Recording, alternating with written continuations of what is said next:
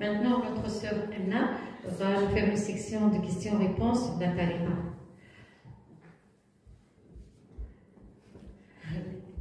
Merci.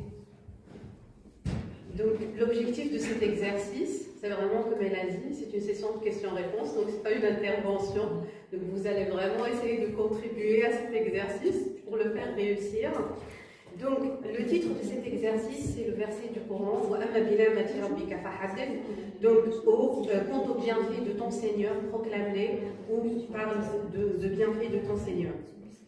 Donc, l'intention de cette session est vraiment l'obéissance à l'ordre divin mentionné dans ce verset-là, et aussi à répondre à la demande de Sidi Shir, dans l'un de ses mudhakara, où il a dit obéissez à cet ordre divin en évoquant la lumière à travers votre expérience et votre vécu.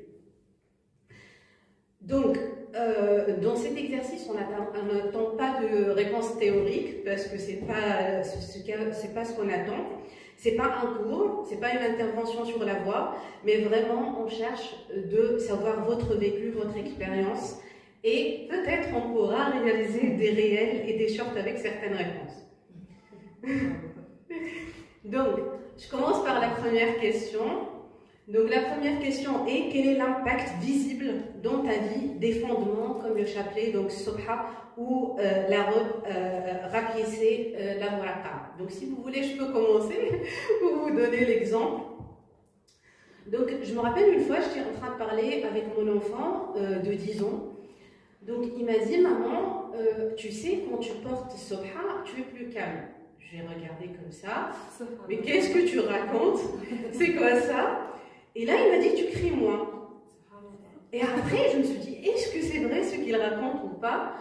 Et donc, j'ai commencé à me surveiller. À chaque fois que je me sentais un peu en colère, je regardais ce que je portais, la subha ou pas.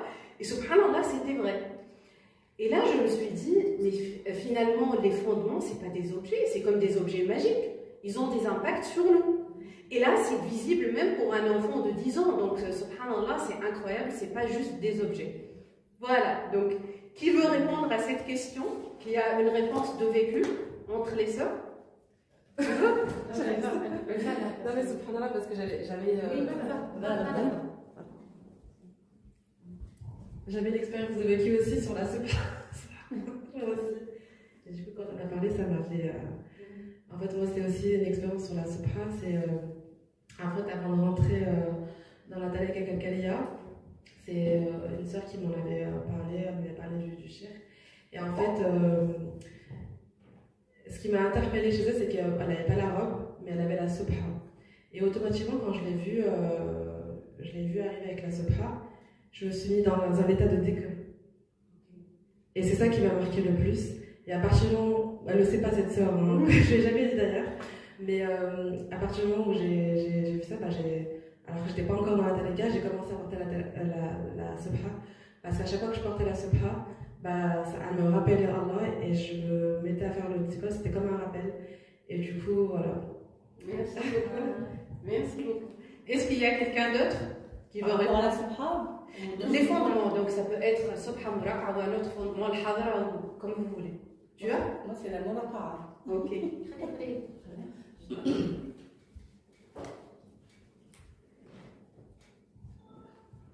Salam alaikum. Toi, c'est la subha qui t'a apaisé. Et ben moi, c'est la muraqa. À chaque fois que je la porte, je me sens apaisée. Et je me sens surtout protégée. Comme s'il n'y avait plus rien qui pouvait m'atteindre. Comme si j'avais quelque chose à bouclier autour de moi. Et franchement, c'est vraiment une protection, cette muraqa. On ne s'en rend pas compte. En tout cas, moi, c'est mon ressenti. Merci. Bien. Moi, je vais parler de la Hadarat informante de la tariqa. Et je vais parler d'une chose que j'ai vécue dans la Hadra une fois. Quand j'étais à Tunis, et j'ai eu on dit une maladie comme ça. Je ne sais pas si c'est grave ou non, on n'a pas encore allé à ce stade, mais elle est apparue sur ma peau. Et subhanallah, et normalement je vais être opérée Après, moi, j'ai pas accepté ça. Et je dis comment ça et tout. C'est pas j'ai pas accepté le destin ou bien le petit lait, non, c'est pas ça. Mais j'ai pas accepté que je vais être opérée comme ça. Je sais pas comment je vais expliquer. Et après, on a fixé la date et tout pour l'opération et tout. Et on a reporté après le ramadan. J'ai dit à mon docteur, je vais le faire après le ramadan. Et juste le premier majma après le ramadan, on a fait la hadra. Et nous, normalement, quand on est dans la hadra, on ne peut pas penser dans la dunya. On pense sauf comment la proximité d'Allah et tout. Mais ça est venu comme ça, je ne sais pas comment. Et quand on était dans la hadra, et mes soeurs me disent Haï, et moi je dis Haï, et quand je me lève, je sens quelque chose dans mon cœur qui dit Achefi. Haï, Achefi. Et après, j'ai resté toute la hadra, je dis Achefi, après qu'Allah me raccorde, je sens toujours que je ne fallait pas faire ça. Mais c'est un hal que j'ai eu. Et après, le temps de Dora, j'ai trop pleuré et tout. Et j'ai pleuré, mais c'est pas, je ne sais pas pourquoi. J'ai pleuré, j'avais le khushu et tout, je ne sais pas, je peux pas exprimer ou bien. Alors, le lendemain, j'ai eu aussi. Et j'étais après invitée, j'ai pris mon douche et tout, et j'ai vu la classe comment elle est et tout. Et après, j'étais invitée chez ma cousine. Et tout d'un coup, moi, je suis dans le salon. Et tout d'un coup, quelqu'un m'a dit, c'est comme si quelqu'un m'a dit, va voir cette place-là. Donc, je lui ai dit, je vais à la chambre. J'ai pas trouvé. J'ai trouvé rien. J'ai trouvé rien, ni trace. Rien. Ma peau, c'est comme ça. Et subhanallah, ça c'est quelque chose c'est pour cela la hadra c'est un trésor. C'est un trésor et les gens ne comprennent pas, mais vraiment on vit des hals avec Allah dans la hadra donc voilà, c'est quelque chose que j'ai vécu, alhamdoulilah.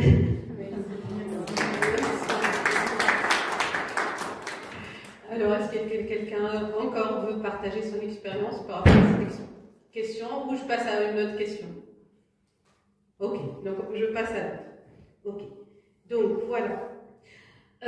L'autre question, quel est le fruit de visite de Sidi Chir ou de la Zawiya?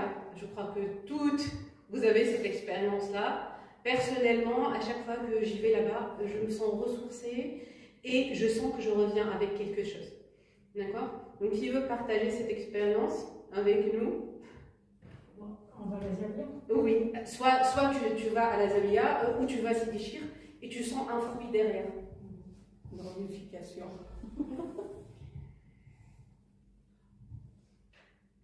Lors d'un voyage à la Zawiya, je ne portais encore pas le foulard. On était assises dans la salle violette que tout le monde connaît, la salle le masjid, la salle de Majma, et Sidi Chir monte pour faire un cours. Donc là, on n'avait aucune traductrice, et du coup, je ne comprends pas du tout le cours de Sidi Chir, puisqu'il est en arabe et je ne comprends pas l'arabe. Et dans ce cours-là, Sidi Chir, j'entends qu'il dit hijab. Donc j'entends une fois, deux fois, mais je ne comprends pas de quoi il s'agit.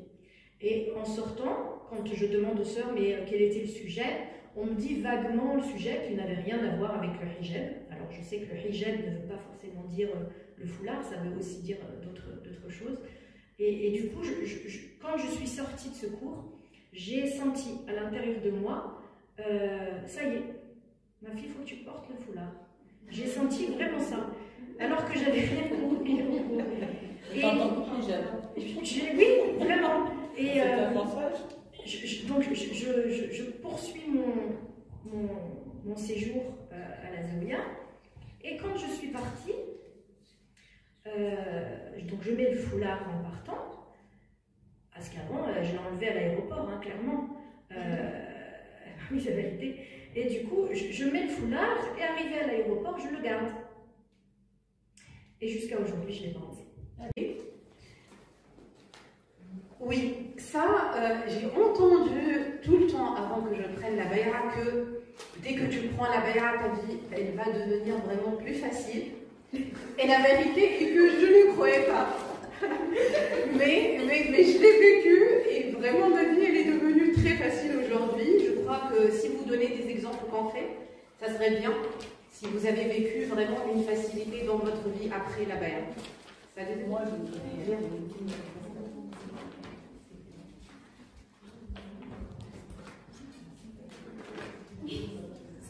Salam alaikum. Alors moi, mon expérience dans cette question, avant que je prenne la bay'a, comme tout le monde, je suis une maman, comme tout le monde, j'ai des enfants et j'avais beaucoup de problèmes avec mes enfants, surtout un en particulier. Et ça a été mon problème de ma vie en fait. Et je croyais que j'allais moi gérer ce problème, que je contrôlais tout. Bien sûr, ça c'est l'orgueil, l'orgueil d'une maman surtout. Et du coup, c'était très difficile pour moi. C'était mon problème de ma vie. Le matin, je me lève avec, je mange avec, je dors avec, je fais tout avec. Et c'était vraiment un gros souci. Et quand j'ai pris la bay'a, j'avais des faqalettes avec moi qui vivaient à Lyon avec moi. Et du coup, elles m'ont dit, mais va voir, c'est déchiré. Et moi, je voulais pas. Je me dis, mais pourquoi je vais l'embêter avec mes problèmes? Il en a assez. Elle m'a dit, non, mais va le voir. Et je suis montée le voir, et je ne savais pas quoi lui dire en fait, parce que je ne voulais pas lui raconter mon problème.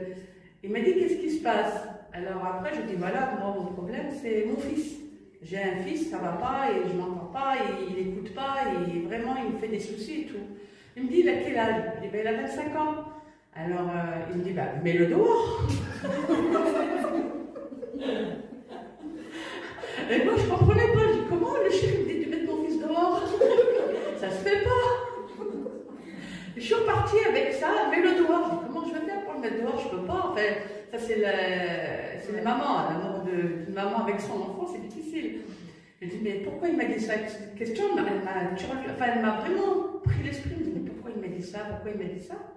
Et avec le temps, j'ai compris. En fin de compte, oui, il fallait que je le mette dehors parce qu'il fallait déjà que je trouve ma tranquillité pour pouvoir aider mon fils. Et c'est comme ça que j'ai compris la question, c'est cher. Mets-le dehors, fais ton travail sur toi-même et peut-être ça s'arrangera avec ton fils. Et effectivement, j'ai pris cette question comme il me l'a dit et je ne l'ai pas mis dehors, mais il est parti. Il partait, il revenait, et lui aussi il était instable, le pauvre. Bon, voilà. Maintenant ça va mieux. Et du coup, ça m'a permis de me centrer sur moi-même, de faire ce que c'est Cheikh nous demandait de faire, notre dicte et tout. Et je pense que cet apaisement que j'ai eu moi, eh ben, ça a apaisé mon fils. J'ai pas eu besoin de réagir en fait, ça s'est fait automatiquement. Du coup, j'ai pas besoin de le mettre dehors, il part, il revient, c'est pas un problème, mais au moins aujourd'hui il est apaisé et moi aussi. Alhamdoulilah. Alors, est-ce qu'il y a quelqu'un d'autre sur eux?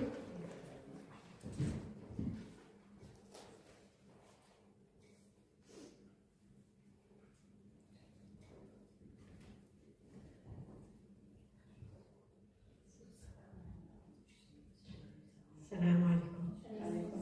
Moi, ce que je voulais dire, c'est que voilà, je suis atteinte d'une maladie et à chaque fois quand je vais à la zaouia, c'est mon traitement. Sidi Cheikh, c'est mon traitement. Je guéris. Je ne pense pas à la maladie, alhamdoulilah.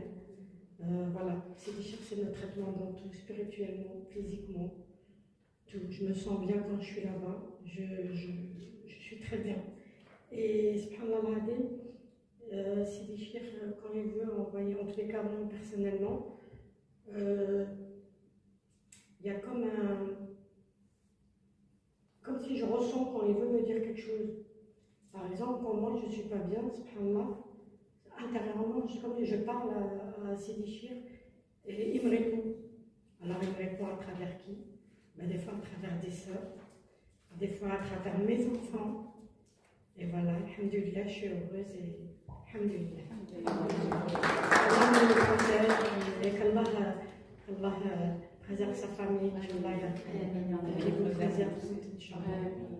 Merci. Alors, est-ce qu'il y a une autre qui veut partager ou je passe à une autre question? Ok, je passe à l'autre question. Alors, la question suivante, est-ce que vous avez vécu un changement vraiment marquant, concret, avant ta tariqa et après la tariqa? Donc, est-ce qu'il y a un changement? Moi, personnellement, je vais partager là-dessus parce que vraiment, c'est très marquant. En effet, avant, je me sentais pas bien à chaque fois que j'avais des questions. Des questions en général sur la religion et surtout dans la partie spirituelle. Et pendant toute ma vie, toujours, il faut que j'écoute un nombre donné de vidéos, d'audio, de plein de chiffres pour que j'arrive à avoir ma dose de la journée, pour que je me sente tranquille. Et depuis que j'ai pris la bay'a et j'écoute les mots d'Ekad de Sidi Chir, ça m'a suffi. J'écoute plus rien d'autre. Donc vraiment, je suis devenue vraiment, j'ai une réponse avec une seule source, d'accord? Et à chaque fois que je cherche n'importe quelle question, la réponse va arriver. Ça c'est sûr et certain. Et j'ai atteint la tranquillité. Même au début, j'avais besoin tous les jours que Sidi Chir fait des cours pour que j'ai ma dose. Mais maintenant, même si ça reste des mois, la dose elle est là. Donc voilà.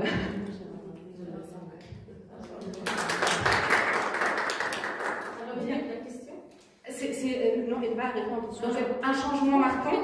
Oui, c'est un changement marquant au concret d'avant la tariqa et après la tariqa dans ta vie. Oui. Salam alaikum.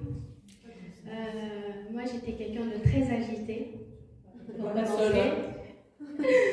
Et je m'énervais très très vite parce que j'avais un ego, en fait, surtout par exemple quand on me parlait le ton sur lequel on me parle, je réagissais aussitôt.